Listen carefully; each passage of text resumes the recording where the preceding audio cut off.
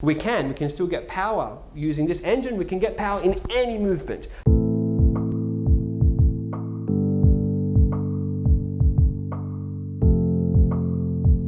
be able to give maximum power, maximum speed. And that we can't be using the ground like a boxer's way, or we can't be using a Muay Thai's engine.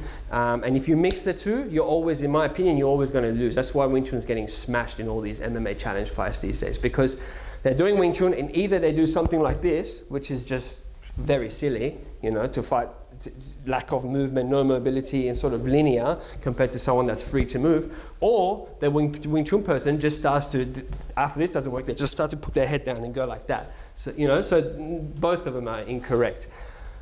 In CSC Wing Chun, we have the, as you guys all know, so we have the internal engine. We're able to tap into our joints. So all joints, every joint of the body is ready to fire at any point, and your engine is your center of mass. So that means footwork is not necessary. Footwork, I mean, of course, positioning is very important, but I'm talking about footwork, like, you know, pushing off this one and changing to this one so you can use these weapons, changing to this one so you can use. We don't use this kind of, you know, from one leg to the other. We just move our center.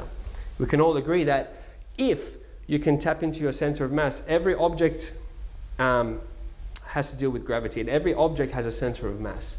Our bodies have a center of mass. If you can tap into that and you can move that to power everything, that is going to be the most powerful way to move. Correct? Yeah, would you all agree? And this is physics, right? But the hard part is, how the hell do we connect to our center of mass? How do we open our joints so they're free moving? And that's what we're going to be discussing today.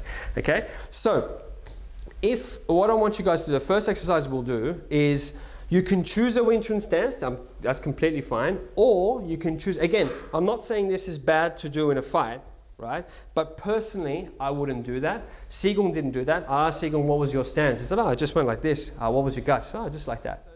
For me, my stance is not this much. I'm not that confident, like in full gear sparring, but maybe something like this, you know? So as long as it's not like that, I don't recommend to do this, but you can practice this way, it's up to you. But what I want you to do is just pick a stance, pick your fighting stance. My stance in guard is sort of like this, that's it. So both of these are ready to go.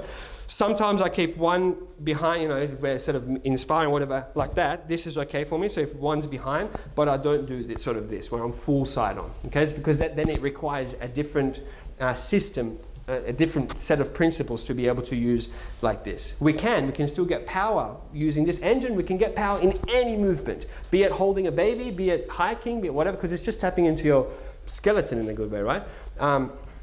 But yeah, but I don't recommend to do this, but this is completely fine, that's fine, this is fine, okay? So what I want you guys to do is pick a stance in guard that you would spar with, or that you would face someone with, and then we're going to do some stance tests and some Taigong tests and some elbow force tests to see if your stance in guard is live. If it's live, like for example, if it's sort of not live like this, if I'm like that, yeah, I'm sort of bopping and weaving, I can bop and weave like that. So this is more, and people say don't be flat-footed, so sort of like this. Now at that point, if I slow it down, at this point now, I can't kick with this.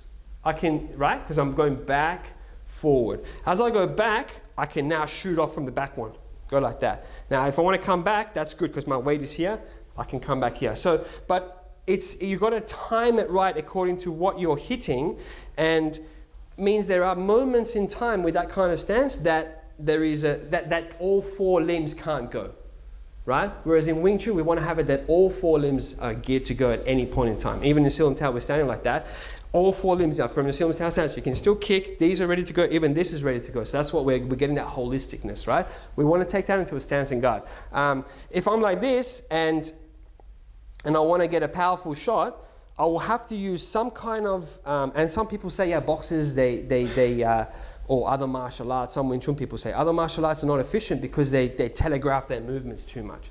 That's not actually true.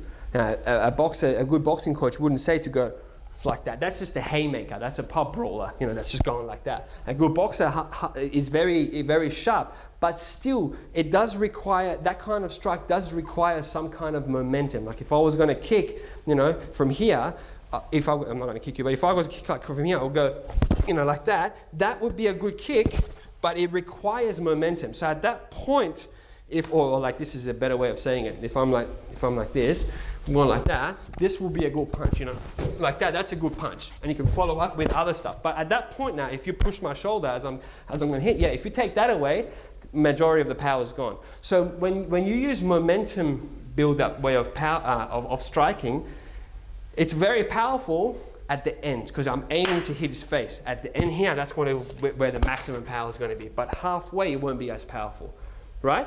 And so in Wing Chun, we don't want to do that. In Wing Chun, we want to have, that's why we do Silent Tao so slowly. We want to have the same control. Every millimeter of movement from the joints should be under your control. Yeah? So instead of having to have momentum-based thing, we want to have it so from here, I can just go like that without any kind of movement, and it's got the same power, if not more, as me doing this. Okay? How do we do that? We need to have that lightness through Silent Tao. So if you have your, like, if you pick a stance and guard,